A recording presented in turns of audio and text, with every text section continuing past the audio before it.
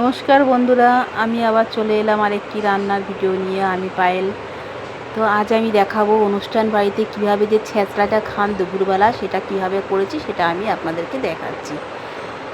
তো এই ছ্যাঁচড়াটা করতে প্রথমে আমাকে কতগুলো সবজি কেটে নিতে হবে, আর কেটে জল দিয়ে ধুয়ে রেখেছি। আর ওখানে পুঁই শাকটাকেও আমি একটু হালকা গরম জলে সিদ্ধ করে রেখেছি। এখানে আমি সব সবজিগুলোকে কেটে রেখেছি। আর মাছের মাথাটা ধুয়ে আমি নুন হলুদ মাখিয়ে রেখে দিয়েছিলাম। এবার প্রথমে তেলটা গরম হতেই আমি মাছের মাথাটাকে আমি দিয়ে দেবো। তো মাছের মাথাটা ভেজে তুলে নেব। এখানে আমার তেল পটকাটা ছিল না, শুধু মাছের মাথা ছিল। যদি থাকে আপনাদের তাহলে তেল পটকাটাও দিতে পারেন। তো এবারে একে একে সবজিগুলো সব ভেজে তুলে নেবো। তার মধ্যে প্রথমে দিয়ে দিলাম আলু। এখানে আছে আলু, কুমড়ো, বেগুন, বিনস, পটল, আর আছে ঝিঙে। এই সবজিগুলো আমি সমস্ত ভেজে তুলে নেবো। একে একে করে সব সবজিগুলো আমার ভাজা হয়ে গেছে, আমি ভেজে সব সবজিগুলো তুলে নিয়েছি। এবার ওই কড়াইয়ে তেলের ভিতরে দিয়ে দেবো 3-4টে শুকনো লঙ্কা, তেজপাতা, আর দিয়ে দেবো একটু পাঁচফোড়ন।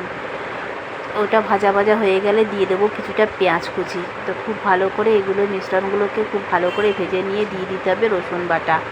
তো রসুন বাটাটা দিয়ে একটুখানি নেড়ে চেড়ে তারপর দিয়ে দিলাম টমেটো, কুচনো টমেটোটা একটুখানি যেই কাঁচা গন্ধটা চলে যাওয়ার জন্য দিয়ে দিচ্ছি হলুদ, নুন আর একটু লঙ্কার গুঁড়ো দিয়ে একটু ভালো করে কষিয়ে নেব। তো এবারে খুব ভালো করে কষিয়ে নিয়ে তারপর এর ওপরে দিয়ে দেব আমি আদা বাটা। তো এবার খুব ভালো করে কষিয়ে নিয়েছি। এবারে দিয়ে দিলাম আমি আদা বাটা, আর দিয়ে দেবো চেরা কাঁচা লঙ্কা দিয়ে আবারও খুব ভালো করে নেড়ে চেড়ে কষিয়ে তারপরে দিয়ে দেবো মাছের মাথাটা। তো মাছের মাথাটা দিয়ে এইভাবে একটু খুন্তি দিয়ে গ্রেট করে নেবো। আর ভেজে রাখা সবজিগুলো এবারে দিয়ে দিলাম। সমস্ত সবজি ভালো করে ভেজে রাখা সবজিগুলো দিয়ে খুব ভালো করে নেড়ে চেড়ে মশলাটাকে খুব ভালো করে কষিয়ে নেব।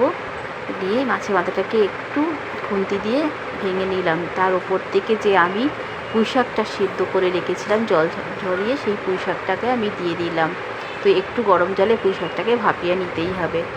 তো ভাপানো পুঁই শাকটা দিয়ে এবার খুব ভালো করে নেড়ে চেড়ে একদম কষিয়ে দেখুন আমার প্রায় হয়ে এসছে।